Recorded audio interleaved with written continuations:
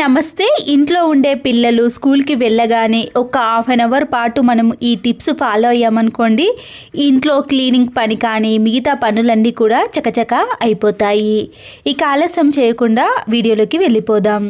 ఇలా ఒక చీపురు కట్టను తీసుకొని ఇలా వేస్ట్గా ఉన్న ప్లాస్టిక్ కవర్స్ ఉంటాయి కదండి, దాన్ని ఒకటి ఇలా గట్టిగా ముడివేసేయండి. ఇలా ముడివేసిన కవర్ సహాయంతో ఇలాంటి చిన్న చిన్న స్పేస్ ఉంటుంది కదండి, దాంట్లో మనము క్లాత్తో క్లీన్ చేసినా కూడా మళ్ళీ ఆ క్లాత్ అనేది వేస్ట్ అయిపోతుంది.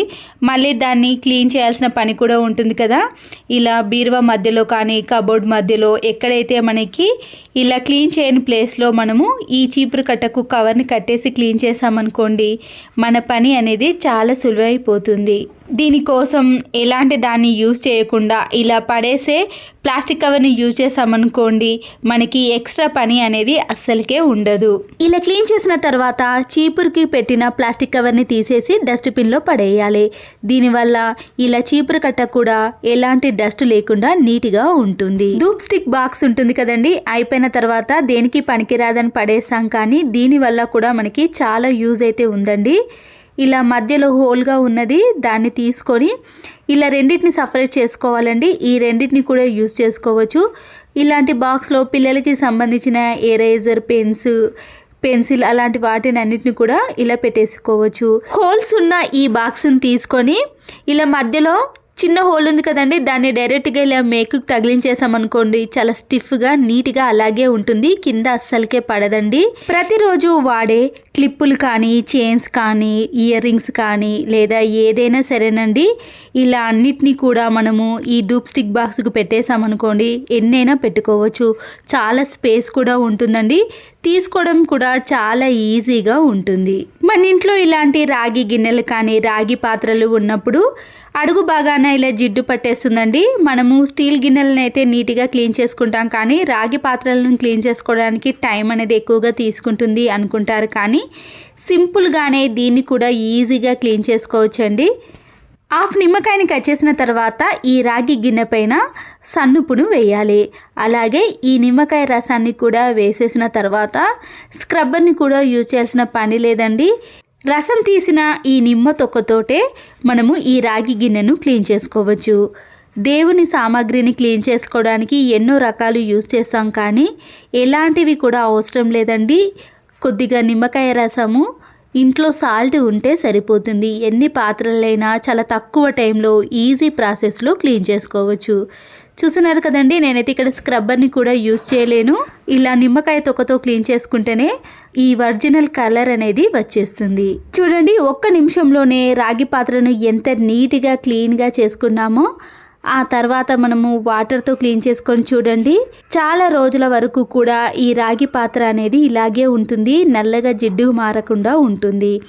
మనము రాగి పాత్రలను క్లీన్ చేసుకోవడానికి చాలా రకాల లిక్విడ్ని యూజ్ చేస్తాం, కానీ త్వరగా మచ్చలుగా తయారవుతుందండి. ఇదైతే అస్సలకే కాదు. అల్లాన్ని ఇలా ఒక గిన్నెలో వాటర్ని వేసి 2-3 సార్లు నీట్గా కడిగామనుకోండి, దానికి ఉండే మట్టి అనేది పూర్తిగా పోతుంది.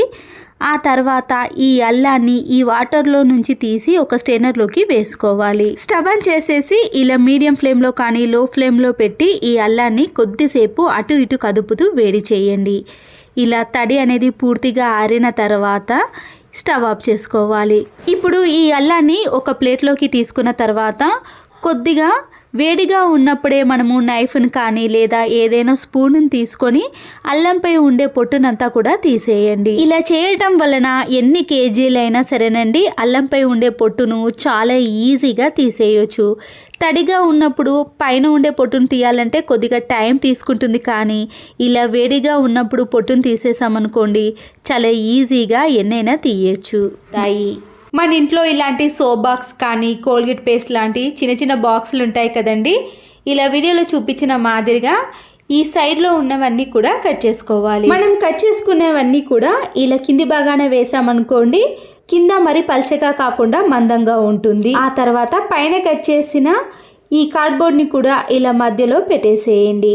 ఈ సోప్ బాక్స్కి సమానంగా ఉండే విధంగా కట్ చేసుకున్నాక పిల్లలకి సంబంధించిన ఇలాంటి పెన్సిల్, ఎరేజర్ కానీ లేదా మన ఇంట్లోకి సంబంధించిన ఇలాంటి double gum tape, Fevicol, glue gum అలాంటి వాటన్నిటిని కూడా ఇలాంటి చిన్న బాక్స్లో వేసుకున్నాం అనుకోండి, తీసుకోవడానికి కూడా చాలా ఈజీగా ఉంటుంది. పిల్లలు కూడా వెతకాల్సిన పని కూడా ఉండదు. మరొక యూస్ చాలా మిగులుతుంది.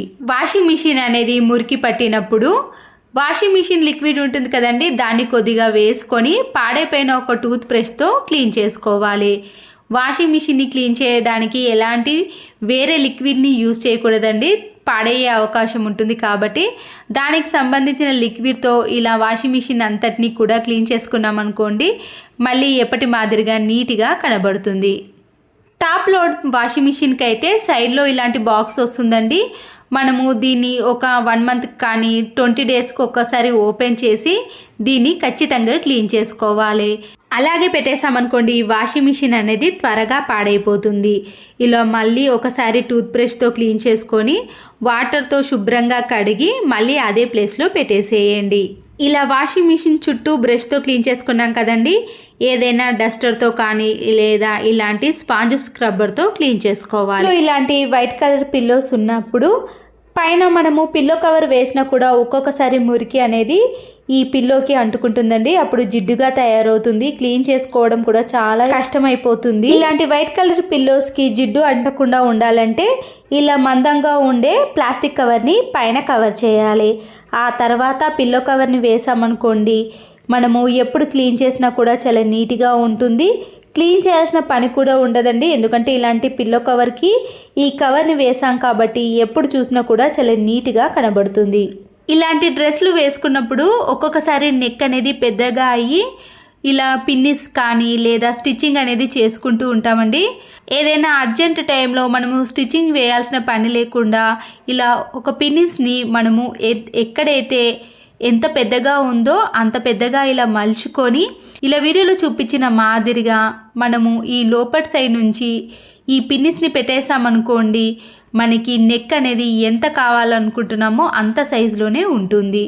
ఇలా డ్రెస్లు అనేవి కుట్టించుకున్న తర్వాత మనము నెక్ పెద్దగా ఉంటే అస్సలకి వేయలేం కదండి, అలాంటి వాటిని కూడా మనము ఇలా ఒక్కో పిన్నిస్తో స్టిచ్చింగ్ వేయకుండానే చిన్నగా చేసుకోవచ్చు.